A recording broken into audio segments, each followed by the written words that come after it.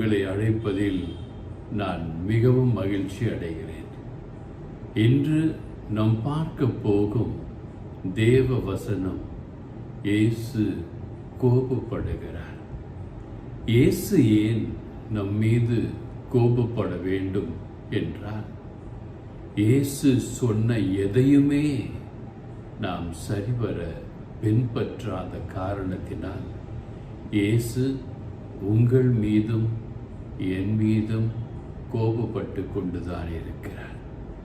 ஒரு ஆசிரியர் அல்லது ஆசிரியை எவ்வளவு நன்றாக பாடம் சொல்லிக் கொடுத்தும் பிள்ளைகள் அவர்களுக்கு கீழ்ப்படியவில்லை என்றால் அவர்கள் எவ்வளவு வருத்தப்படுவார்களோ, துக்கப்படுவார்களோ, வேதனைப்படுவார்களோ, அவ்வாறு உங்கள் இயேசு